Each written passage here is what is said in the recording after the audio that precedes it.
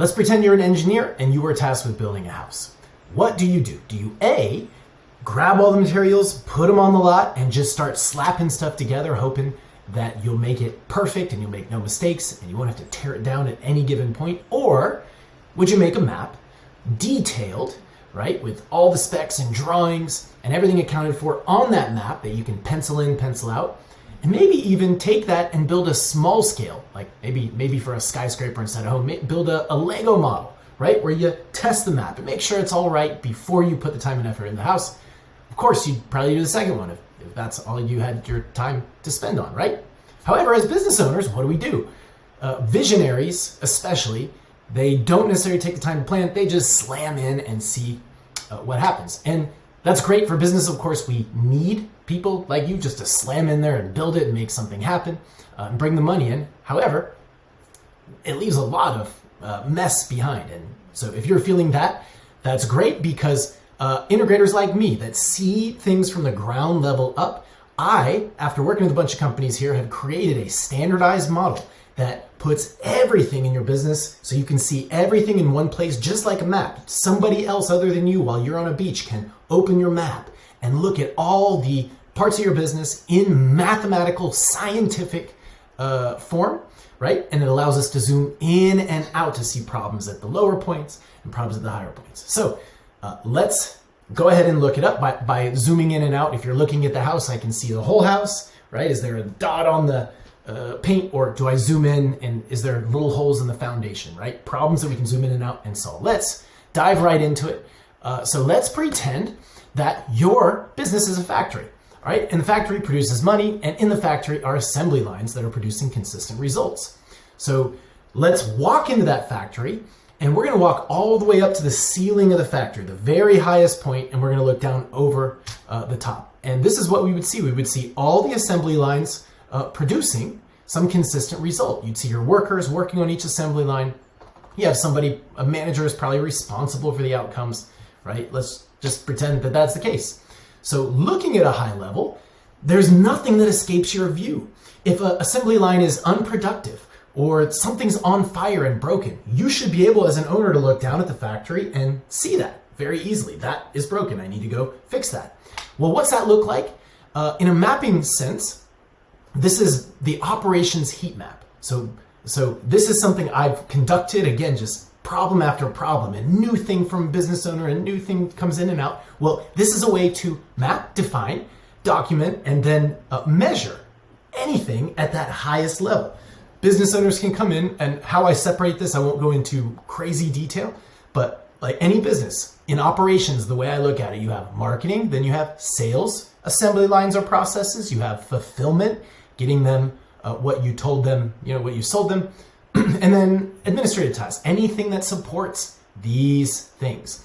And on this map, you can think of these boxes as assembly lines. This top row are the KPIs on the customer journey. So it means that every process, the function of it, for it to be green in color and see it, meaning it's healthy, well, that means it's getting that customer, that result, that KPI in the customer journey.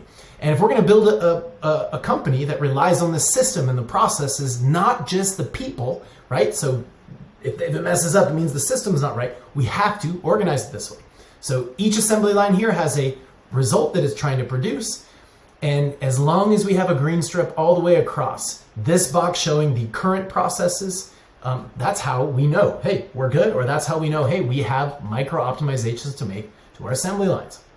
Now down here, again, I won't go crazy, but I notice so many visionaries all the time, like thinking about their entire business. They got new ideas, right? So that's you every day. Ooh, idea.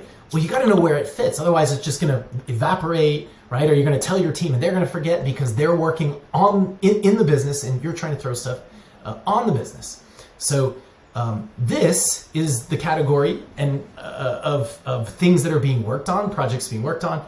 And this is the category of ideas, right? So in this view, we have a picture of project management. We have a picture of processes and process management and the health of all of these things aligned by the customer journey KPI. All right, now this gets even more complicated and there's so many little intricacies that this connects to, but overall, that is the gist. All right, I can't wait to dive more into this in other videos, and I hope it blows you away as much as it does me.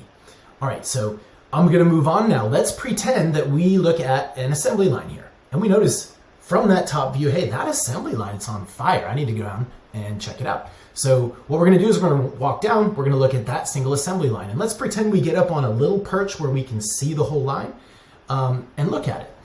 And in that stage, we have to analyze like what piece of this assembly line is broken that's affecting that end result from being consistent. In a actual factory, it might be that the product, the machine is not shaving the top of whatever, let's say it's an action figure, right? Well, then that affects the end because it goes on the end assembly line and the boxes you ordered are a little shorter.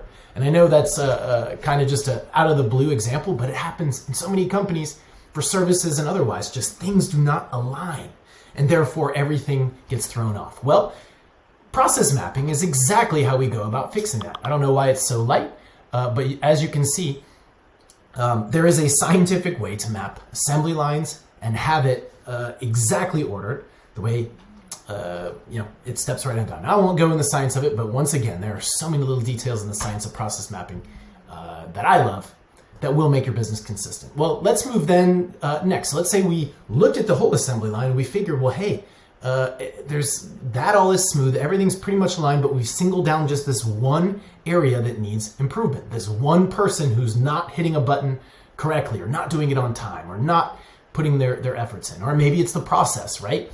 And so this lower level is the SOP level, right? This is where the standard operating procedures should go. The checklist of exactly what to do at what time. And every little box on this process map would be representative of one SOP. So now all the SOPs you have in your company, they have a place to go. Everywhere it has a place to go, like the assembly lines, then fold up into the bigger picture. And then you, as a visionary, can just simply see where are we at on the assembly line.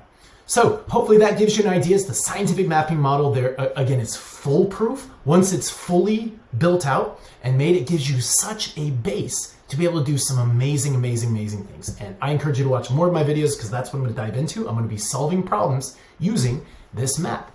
The other thing is we haven't even gotten to dive in to who runs this and how you bring this to life. But the good news is you don't have to do it. This is all on the operation side. Geeks like me, geeks that speak the language, love this stuff. So there are specific roles that we play together to make that happen. If you are curious and you're interested in snapping your fingers, saying yes, and popping this in, go ahead, book a call with me. We'll talk this through and we'll get you somebody on and train them fully to bring this to life so you can use science and math to make your business run like clockwork. Hope this was helpful. See you next time.